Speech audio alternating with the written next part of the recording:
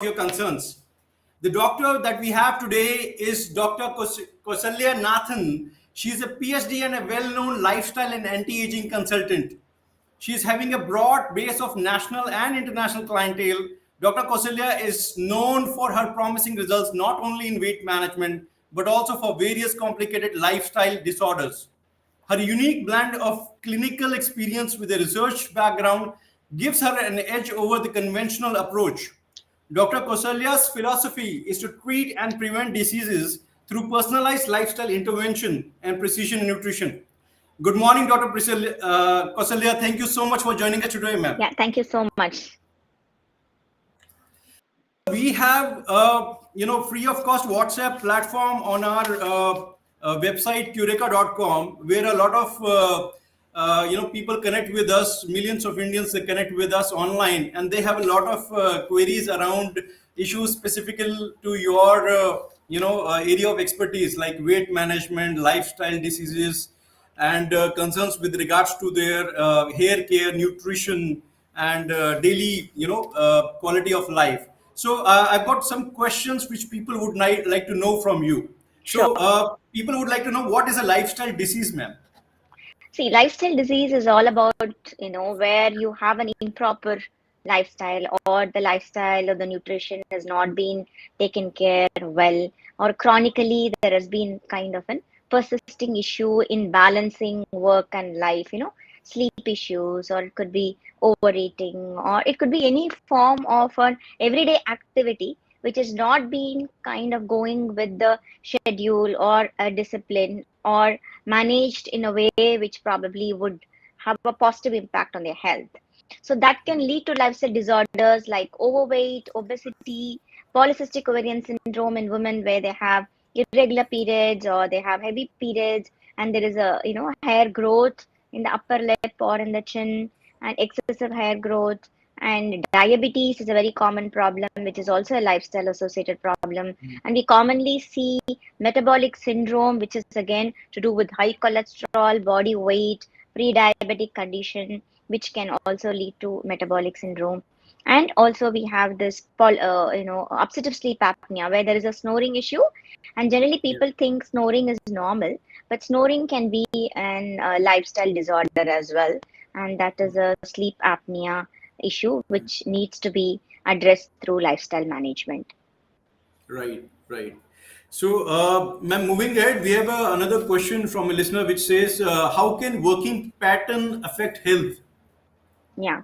See, working pattern differs with individual. For example, a marketing individual has a very different kind of a working pattern where they are out meeting clients or customers throughout the day in different areas. So their food timing she changes, and there is the timing of the transport, the travel, and all varies. So they have a difference. So doctors, they have a very different. Nurses and doctors, they have day duty, night duty. There is a shift duty that happens. IT professionals, they sit in front of the computer the whole day, and they also, are currently working with different time zones. It could be the American time. Sitting in India, they might be working on an American time zone or a New Zealand time zone. So again, each one of us have a very different kind of a work clock, which is very different. But the biological clock is the same. All of us biological clock, but then I think the work clock, according to the career that we pursue, the work that we have taken or committed to, is very different. So in that change, where we kind of shift our breakfast, the sleep timing gets disturbed. Some of them sleep at 12 a.m. and try to wake up at around 9 the next day morning, or some of them sleep early and like to get up, have to get up at 3 a.m. to kind of attend to some ITES, IT enabled jobs which they do, back end jobs. So each one's the biological clock changes because of the sleep pattern. And because once the sleep pattern is not fixed, then the breakfast is different. The lunchtime gets shifted to 3 o'clock, 4 o'clock. Then again, the dinner time can be 11. And some people who work late night have a meal at even 3 a.m. So it's a very different kind of a clock according to the sleep. It changes. So when such kind of change happen, it has a huge impact on health. It is not just the physical aspect of health. It is hormonal, it is emotional aspect, it is your stress level, the mental stress that one individual goes through, or it's a food habit, gastritis. It could be anything related to it, or some of them do experience many lifestyle disorders at one go as well. Right, right. Now, doctor, with that, the natural next question would be how to stay energetic all day long. Yeah, that's a good question. See, I think it is important and we have to recognize the fact that we have to stay active and energetic throughout the day. The best way would be to create a clock or create a work life balance. The work life balance is according to your job type or the requirement of your work timing. Create a biological clock, create a schedule for yourself. It can be like, you wake up at a particular time in the morning, which could be around probably, say, 6 o'clock or 6:30 or 7, depending on your schedule. Then have a fixed breakfast. Breakfast can be between 8 to 10 a.m. Then have a mid-morning kind of a snack or a juice. Preferably, I recommend vegetable juices at around 11 o'clock. And then have a lunch between 1 to 3. Then dinner can be early. I always recommend early dinner or supper between 6 to 8 a.m. depending on what time you can hit the sack, what time you can go and have a sleep, go to sleep. So this is a schedule that we need to have. Once the schedule is maintained on a rhythmic pattern, create a rhythm with the body so that there is a beautiful work life rhythm, then the energy levels flow throughout the day. Otherwise, most of them complain of feeling tiredness from 3 p.m. onwards. They feel exhausted at 3 o'clock. Yeah. And then when they go home, I think they are completely saturated and they have no energy left to spend with the family or children or friends.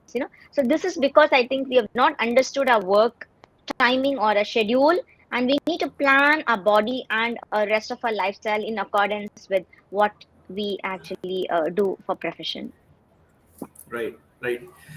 Now, doctor, so is there any healthy living choices to avoid lifestyle diseases? Yeah, definitely. Lifestyle diseases are preventable, definitely. And prevention is the important thing that we need to kind of look into.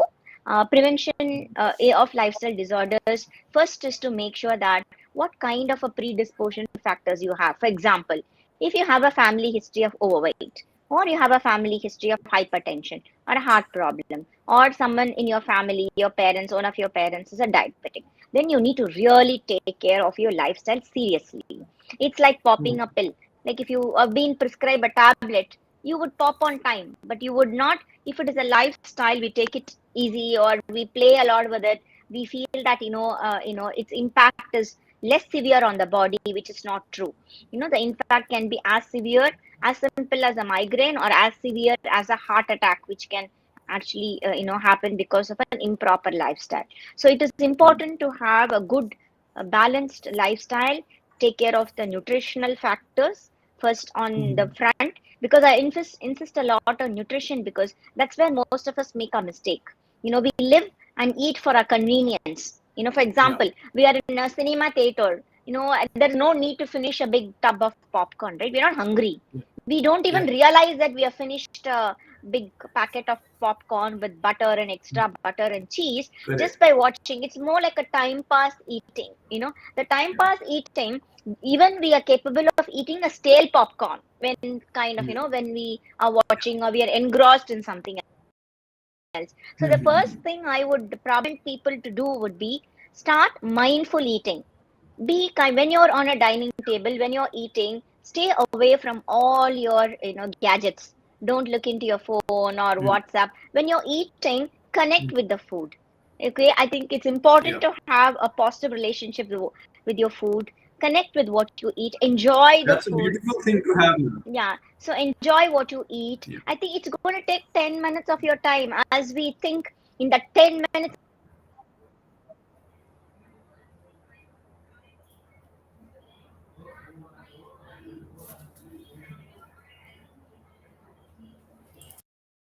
Hello. I believe Dr. Kousalya has actually an internet issue. She'll be back very, very soon. So, in the meantime, see, Dr. Kousalya has shared a lot of great insights into how we can have a mindful eating and connect with our food. With that, let me give you a quick brief about what we are doing at Cureka. at Cureka, we have a couple of months back launched our new store in Indiranagar, Bangalore, and it has been a massive success. We see a lot of people connecting with us and sharing their feedbacks, sharing what they love about Cureka, sharing the doctor's guided recommendations about their diet, nutrition, pain management, maternity care, elderly care, all the different concerns that people are having. A lot of people coming for sports concerns, people are coming with regards to their acne and skin care issues. They're able to get all the solutions for those concerns at Cureka store directly. So we are very thankful to all these people who have been visiting us and making this entire venture a success. So Dr. Kousalya is back with us. Thank you so much, ma'am. I believe there was a network issue. Yeah. So you were sharing about the connection with the food and mindful eating, Yeah.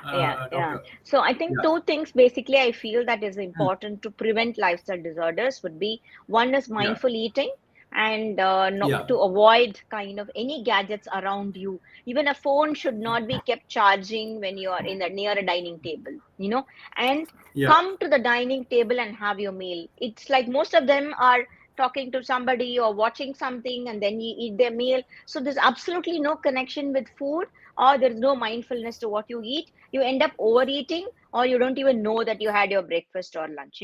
That's the problem that is happening. So that's the first thing that we need to take care. And the second is about the exercise part. Exercise again makes a big impact in life, Yeah. and it is important to kind of make sure that you how we brush our teeth every morning, how we have a shower before stepping out of the house. I think exercise should be integral part of your life. It should not be an option. Like, I have time, I'll go for a walk. Or if the weather is beautiful, then I'll take a stroll. Or I have a company to walk with, then I would walk. Or gym is boring. Or exercise is painful. Some kind of excuses we try to find with it. So I Yeah. think if we can, fix our mindful eating and our exercise as a rhythm of your life, I think most of the lifestyle disorders can be prevented. Great. I think that's a fabulous way of putting it across, ma'am. I'm sure that people would have got a lot of good inputs from this. Moving ahead, doctor, so what lifestyle strategies can help to manage stress and reduce its negative impact? So a lot of people are having anxieties and stress issues these days. Please share your ideas or strategies on how to overcome it. Yeah. See, stress has an impact on the mind, body, skin, hair, everything. See, I Yeah. think to have a lovely skin, good quality of sleep is important. And have a nice growing hair, I think, it's very important to have, prevent hair fall. It is important to have good sleep. So I think first, for stress management and anxiety reduction, I would recommend or I would insist on a good quality of sleep. You see, it's Yeah. not about not being in bed for 8 hours is not a good quality of sleep. To have a Yeah. deep quality of sleep, we need to practice sleep hygiene. Sleep Yeah. hygiene practicing helps in the production of melatonin in the body, which is an anti-aging hormone and also an antioxidant. It boosts your immunity and also gives you a deeper level of sleep, relaxing your facial muscles and then relaxing and helping, circulation of your hair, and also reduces anxiety. So you eat better, you feel good, you're much more calmer, you're able to think clearly, focus is better, we are able to be more productive during the day. So I think it's very important that we really have a sleep cycle which is good, and a sleep hygiene to improve the good quality of sleep. So most of us, if we can fix our sleep properly, you would notice that the biological clock can be set starting from sleep. If you Yeah. fix your sleep cycle, rest of it can be actually programmed in a very nice way to have a good biological clock as a cycle. That's very important. So if that can be addressed and that can be fixed, it will really help them to have a good stress management or manage life better, handle day-to-day stress in an effective fashion, and make sure that we don't feel depressed or low, or that you feel energetic, you feel positive, and you're able to deliver work and have a better balance of work life and family life. Sure, ma'am. And Means proceeding with this particular point that you have raised about having a good sleep cycle. So a lot of people face issues with their sleep. So what would you recommend them? Like what they should include in their diet? What kind of ingredients should be there so that they can try to improve the quality of their sleep or probably get sleep faster, and have a deep sleep. Yeah, that's a nice question. See, I think first is we have to understand what sleep hygiene is. Sleep Yeah. hygiene is to have a fixed time to go to bed. It can be 9 p.m. or 10 p.m. or 11 p.m. That you Yeah. choose according to the work and your, the place where you live and the type of work that you kind of do. You can fix your own sleep pattern or you can fix your own sleep timing. So, for example, if somebody wants to go to bed at 10 p.m. every day, it is important that from 9 to 10 they're off their gadgets. So recently also we heard that how important it is from Apple, the largest phone manufacturer, that charging a phone next to you is not advisable for the biomagnetic radiation which comes from the phone. And some of them put the phone below the pillow and sleep because they feel that alarm will they will hear the alarm only if the phone is inside the pillow. That's also causes a lot of radiation to the Yeah. brain, and which causes headache, or you won't give clear mind won't be clear, you feel foggy, you feel very disturbed, there's a kind of very kind of irritable feeling during the day, and you eat a lot of chocolates, there's a craving, and all that is a cycle which comes by. So it's very important that the sleep hygiene is maintained by fixing the time, and second is staying off the gadgets. And the third, which I recommend with the food part, is to have an early supper. If you're going to sleep at around 9, I think 7 o'clock would be good. If you're someone who had planned to sleep at 10, between 7:30 to 8 would be a right time to have your dinner. So after your dinner, 2 hours of your kind of, you need to kind of give some time for the stomach to process the food and digest it so that it doesn't interfere, the digestion doesn't interfere with your sleep or doesn't disturb your quality of sleep. So this really helps in improvising your sleep quality. And then we have some kind of, if people who are traveling a lot, different time zones, have erratic lifestyle, or have follow some international timings to work, so those people can opt for supplements like melatonin, which really helps in regularizing their sleep pattern or improvising the quality of sleep. Yeah. I, I can hear you, ma'am. Yes. So moving ahead, let's go to our next question, which is, ma'am, can you share some natural ways to alleviate mild anxiety without relying solely on medication, Yeah, that's a alternative good point. therapies? Yeah. Yeah, so I think first is, I think meditation and yoga will be a good option for them to do. Yeah. Breathing exercises really helps, and nature walks, walking, with the nature, and spending and playing time with the children. These all really helps in reducing anxiety in a natural way. It also creates a bonding and a happy feeling with the family and friends over a period of time. The emotional health strengthens in these kind of areas. Apart from it, you can also opt for supplements like ashwagandha or melatonin and curcumin. These all also is proven with evidence, which really helps in reducing the anxiety, the stress level in individuals, and also the free radical which is there in melatonin and sorry, the antioxidant effect the melatonin and the ashwagandha has a very positive impact on overall health as well. Right, right, ma'am. So, how does maintaining a good nutritious diet impact the energy levels and overall health of a person? Yeah, I think we all, our fuel is food. See, our like how the car runs by petrol or diesel, or now the electronic EV vehicles with the battery charging. Like we charge ourselves through food. So without having the right kind of charging, we won't have energy to run during the day or do our own errands during the day. So food is the energy provider for us. So Right. fat diet, following different kinds of diet. So I believe there is a connection issue with Dr. Kousalya. I'm sure she'll be back very, very soon. So guys, Dr. Kousalya ma'am was informing a lot about how quality of our nutrition is important. What is the timing that we need to follow in order to have our last meal of the day prior to sleeping, at least 2 hours prior to sleeping. Those things are very important to have a good sleep. And also, in the meanwhile, let's discuss about a very premium brand that we have on Cureka, that is launched on Cureka very recently. Its name is Health ETC. Health ETC is one of the most premium brands that is being distributed across India, and they have come up with a very fun way of living healthy. They've got very healthy plant-based nutraceutical gummies that they use to have a good sleep. It is for sleep, women's health, gut health, immunity, and multiple other things that is going to help you lead a healthy life and have a better quality of life.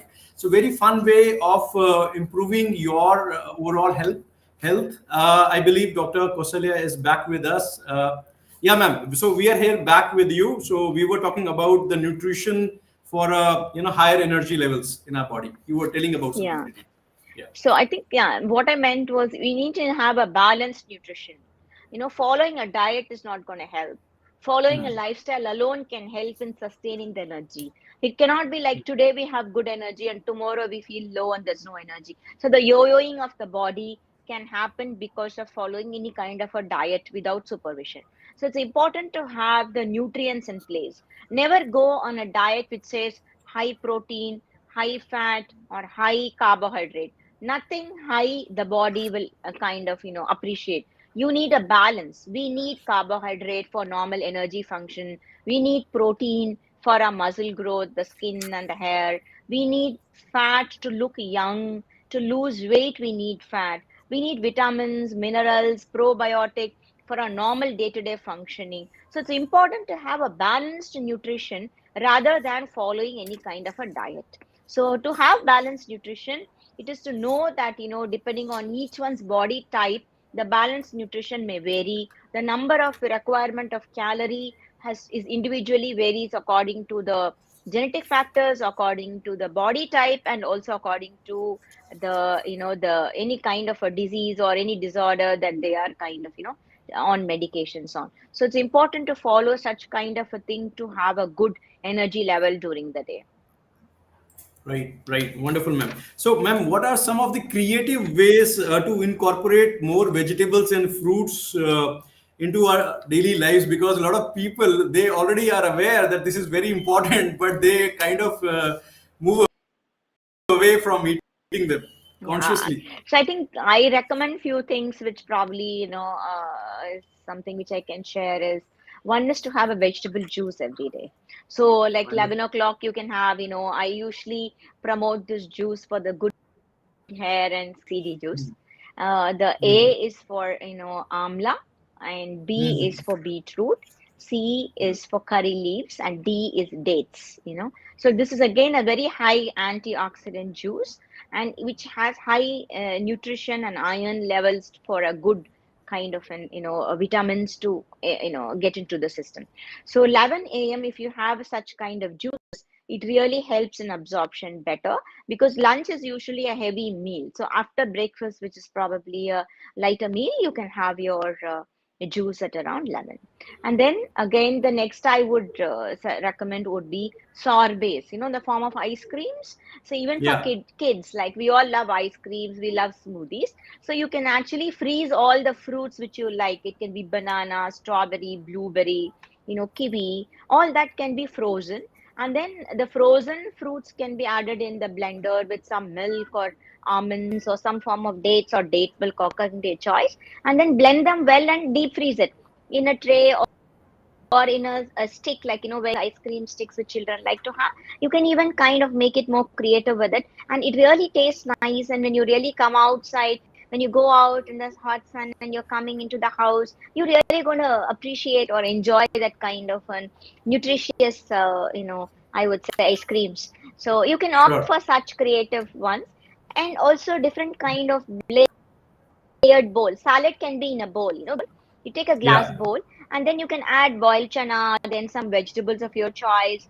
layer it them the way you want. You can even add some rice to it if you like, boiled rice, boiled beans, and any vegetable. It can be even coconut. Then add some dressing like olive oil or lemon or garlic or basil leaves or mint or anything, So that's very kind of very important one, and it becomes a healthy dish. You refrigerate it, and during the day, Yeah. any time of the day, you can have your salad. There's no fixed time to it. No, you feel hungry, Mm. you want to have a cold salad, you can add some pineapple to it, pomegranate to it if you want, and then come home and grab your salad and enjoy it. So these are the little Yeah. things of creative way that you can incorporate nutrition and make sure that your everyday meal is not boring. Yeah, that's a wonderful idea. I think you're making the everyday meals very joyful, ma'am. Yeah. So we have got a couple of questions coming in from our listeners. So one question is, Sayed is asking, "Good afternoon, ma'am. Please tell me what time is best to eat my dinner." So, Sayed, I'm sure Dr. Kousalya has just recently informed that typically 2 hours before sleeping time. Is that right, Kousalya, ma'am? Yeah. Two Yeah, hours before and sleep time, having a dinner, yeah, and make sure that the dinner is more lighter, which is, I mean, yeah. when I say light, it should be partially digested food, like it's like rice Okay. items, idlis, or dosa, uttappam, or khichdi, or poha. Mhm. So those kind of stuff are easy to digest. So that is something Sure. would help. Yeah. Yeah. Next question coming in from listener Prema, and Prema is saying, "Is there any special diet to follow for a person with asthma?" Yeah, I think that's a very nice question. See, people with bronchial asthma, there are having, they can be of different types. It can be allergic asthma or Mhm. exercise-induced asthma, or they have kind of a chronic, bronchial asthma. So depending on the type of asthmatic, issue they have and the type of medication they are on, it is important to evaluate it first. What grade of asthma it is, whether it is seasonal or it is something to do with some triggers of stress. Even stress can aggravate bronchial asthma.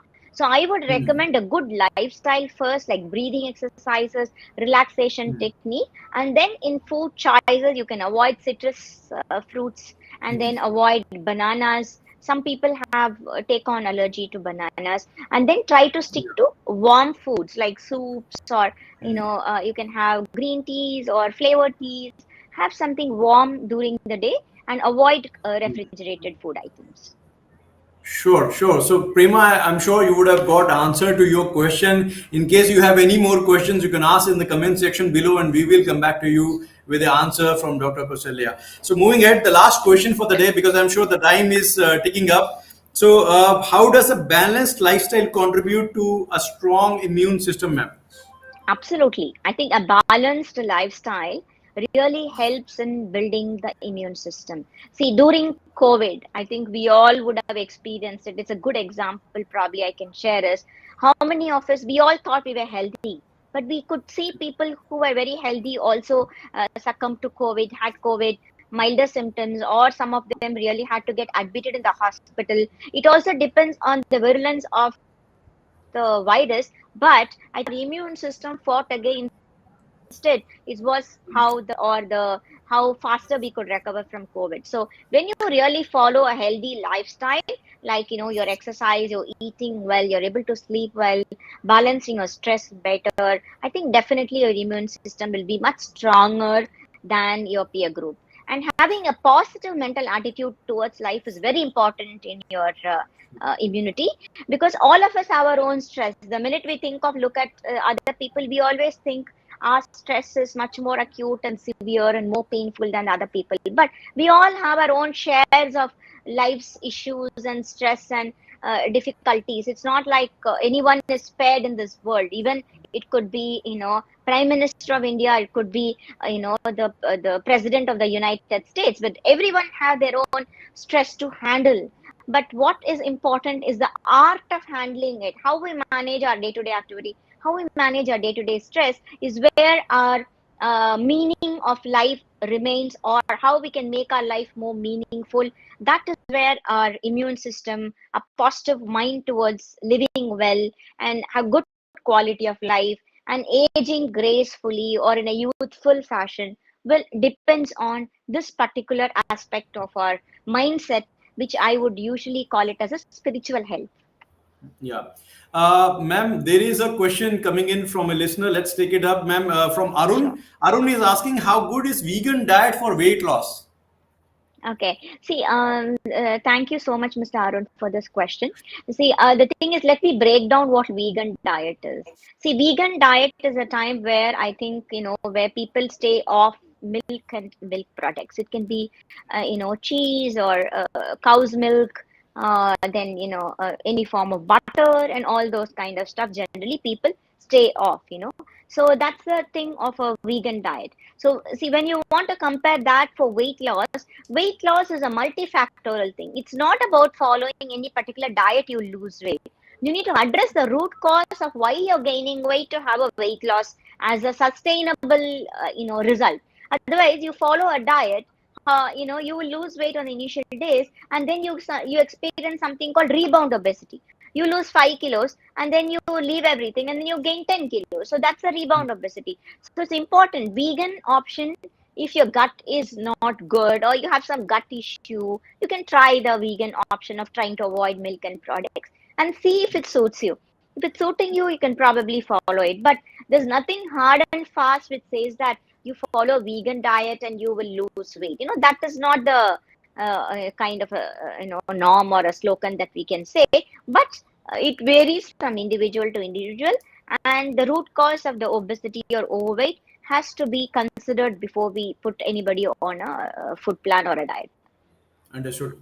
So, Arun, I'm sure you would have got your answer. So, last question from a listener. So, Prema is thanking you, ma'am. Doctor Prema is saying, thank you so much, doctor. It's really helpful.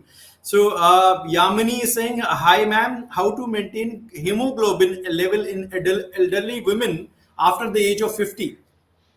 Yeah, see, if you are a non-diabetic and you have a hemoglobin level which is lower, kindly get evaluated whether what type of anemia it is. It Okay. can be, the cell color of the RBCs may be diminished. So Yeah. if such condition of the anemia is there, the root cause could be if there is a gastrointestinal bleeding, or, there is a gut issue, or Yeah. if it's a 50-year-old woman, we need to make out that, they don't have heavy bleeding during their periods. These Yeah. all can actually cause anemia in women. So if you kind of rule out all this, still you have some anemia issue, then take care of your gut well, so that whatever you put in has to be absorbed. You may have the best of the diet, but the gut is not good to absorb the iron and then give it into your blood. Then I think it becomes a challenge for it to act. So on the dietary front, you can include drumstick leaves, drumstick pulp like a soup, a different kind of palak item that you can include, like the indigenous greens like manatakali kire or murunga kire that we use. All that really has a very good iron quotient. And gavas, the koya param, and apple, all that has good iron component in it. But for iron to get absorbed better, it is good to have vitamin C as well. So to have some orange juice or to have amla in it, it really kind of helps in facilitating better iron absorption. Wonderful, man. Wonderful. Thank you so much. And I believe a lot of listeners today have thoroughly enjoyed this, live session. A lot of questions answered, because this lifestyle issue is that which nobody can escape from. So, because of you started the discussion with the right thing, like, sleep patterns. And from there, we have understood that how sleep patterns are important, sleeping on time is important, your nutrition is important, your gut health is important. So, thank you so much for enlightening us with all these points, and it has been a fabulous time with you. So, with this, we would like to thank you, and would like to request you if you can like to see you again in future, and would like to conduct another session with you. And Sure. thank you so much, guys, for joining us today. And I'm sure you found this session very, very helpful. If you have got any questions for us or for Dr. Kousalya, please mention in the comment section below, and we will come back to you for this. So, Kousalya ma'am, any parting words before we leave? Yeah, I would like to thank you and your team. I think Thank they've you. been very kind in having created that platform for me to participate with your, members or the people whom we have connected with, to share thoughts on lifestyle and nutrition. Thank you Thank you once so much, again. ma'am. Yeah, yeah. Um, Thank you. All right.